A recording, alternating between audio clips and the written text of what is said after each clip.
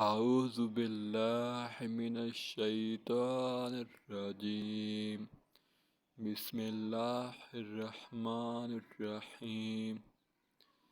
السلام علیکم۔ آج ہم کھانا کھانے سے پہلے کی دعا اور کھانا کھانے کے بعد کی دعا پڑھیں گے۔ بسم اللہ وعلی برکات اللہ، بسم اللہ وعلی برکات اللہ۔ میں نے اللہ کے نام کے ساتھ اور اللہ کی برکت پر کھانا شروع کیا۔ میں نے اللہ کے نام کے ساتھ اور اللہ کی برکت پر کھانا شروع کیا۔ کھانا کھانے کے بعد کی دعا۔